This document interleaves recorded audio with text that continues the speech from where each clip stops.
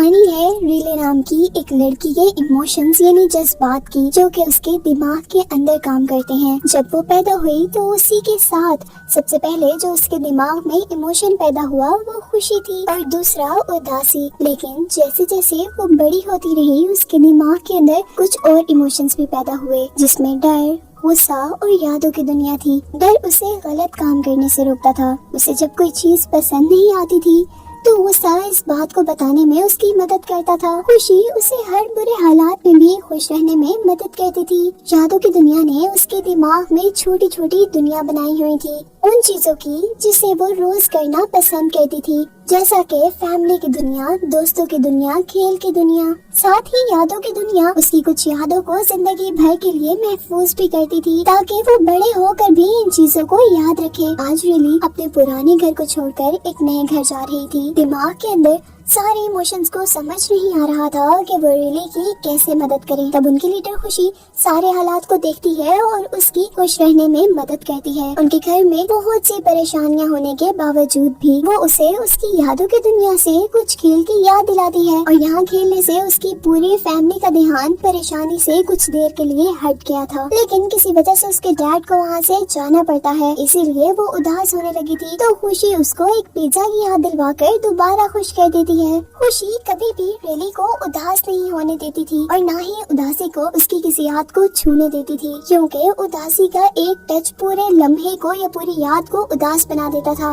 रात होने पर उसकी मॉम उसे पूरा दिन अच्छे से रहने के लिए शाबाशी देती है और इस सब के बाद वो सो जाती है। इस तरह उसके दिमाग के अंदर सोचों के लिए चलने वाली ट्रेन बंद होकर अब ख्वाब चलने लगते हैं, जहाँ खुशी दोबारा उसे अच्छे ख्वाब दिखाती है। सुबह होने पर खुशी की ही वजह से उसका सारा दिन अच्छा जा रहा था। वो नए स्कूल में सब कुछ अच्छे से कर रही थी, पर गलती से उसके इस टाइम को उदासी टच कर लेती है, जिससे कि उसे अपने पुराने स्कूल और पुराने घर की याद आने पर वो रोने लगी थी। दिमाग के अंदर खुशी उदासी को बहुत डांटती है और खुद जब रिली की यादों को ठीक करने जाती है तो गलती से एक ट्यूब में जाने पर खुशी के साथ साथ उदासी भी दिमाग के मेन ऑफिस से दिमाग की उस जगह पर पहुंच गई थी, जहां पर कभी ना भूलने वाली यादें महफूज थी। यादों की दुनिया ने उसके दिमाग में जो छोटी छोटी दुनिया बनाई हुई थी, खुशी और उदासी के जाने से उनके रंग खत्म हो चुके थे। अब क्योंकि आज उसका मूड दिमाग के अंदर डर और गुस्सा कंट्रोल कर रहे थे, इसीलिए वो पूरा दिन डरी सहमी और गुस्से में रहती है।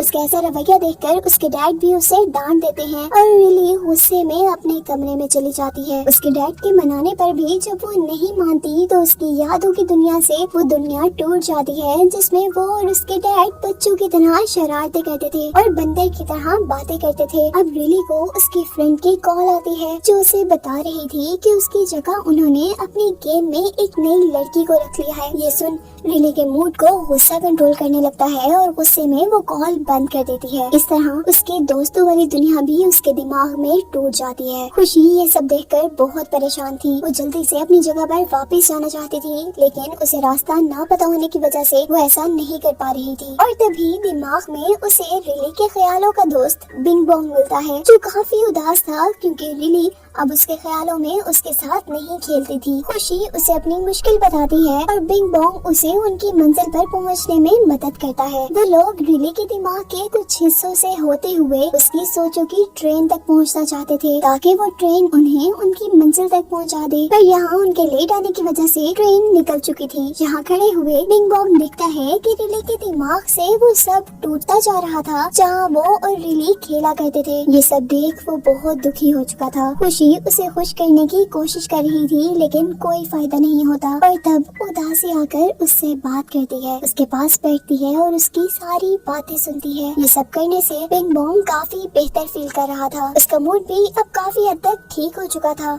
खुशी ये देखकर हैरान थी कि उदासी को तो मैं किसी काम का नहीं समझती, लेकिन फिर भी उसने कितने अच्छे से बिंग बोंग का मूड ठीक कर लिया। यही सोचते हुए उन्हें रिली की सोचों की ट्रेन भी मिल जाती है, जिसमें वो चढ़ जाते हैं और खुश होते हैं कि वो जल्द ही अपनी मंजिल पर होंगे।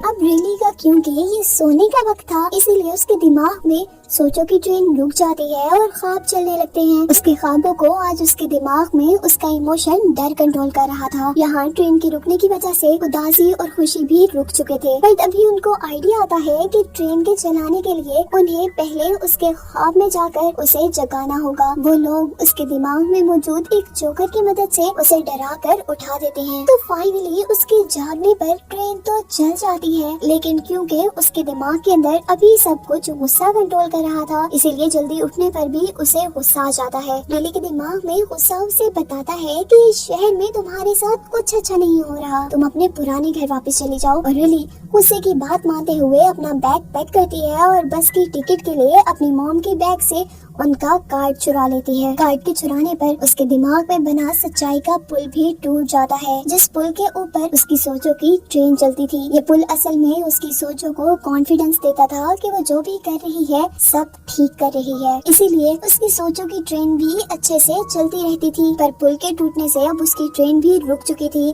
जिसमें से उदासी, खुशी और बिंग बोंग नीचे गिर गए थे। बिंग बोंग यादों की उस ट्रेन में गिर गया था जिन यादों को रिली भूल चुकी थी। खुशी को यहाँ एक ट्यूब नजर आती है, जिससे वो अपनी मंजिल पर पहुँचने का सोचती है, लेकिन ट्यूब के टूटने पर वो भी बिंग बोंग के साथ गिर गई थी और उदासी ही अब सिर्फ ऊपर रह गई थी। नीचे खुशी को बिंग बोंग भी मिलता है, जो परेशान खुशी को वापस जाने की एक उम्मीद देता है। यहाँ खुशी देखती है कि रिली अपने घर वालों का फोन भी नहीं उठा रही और बस में बैठ गई है। इन हालात में वो उदासी की मदद लेने का सोचती है और बिंग बोंग की मदद से वो दोनों वहाँ से एक रॉकेट ढूंढकर ऊपर आ रहे होते हैं। तो वजन ज्यादा होने की वजह से बिंग बोंग को रॉकेट से उतरना पड़ता है। खुशी अब बहुत मुश्किल से उदासी को लेकर अपने ऑफिस पहुंच जाती है, लेकिन अब एक नई मुसीबत, उनके अंदर जाने के लिए ऑफिस का शीशा नहीं टूटता। यहाँ मेन ऑफिस में खुशी के सारे साथी उसे देखकर काफी खुश थे, क्योंकि वो जानते थे कि वो उनकी की गई सारी गड़बड़ को ठीक कर देगी। यहाँ यादों की दुनिया शीशा तोड़ने के लिए गुस्से को और भी ज्यादा गुस्सा दिलवाती है और उसके सर से निकलने वाली आग का इस्तेमाल करते हुए वो शीशे को जलाकर काट देते हैं। वो दोनों जल्दी से अंदर आती हैं और खुशी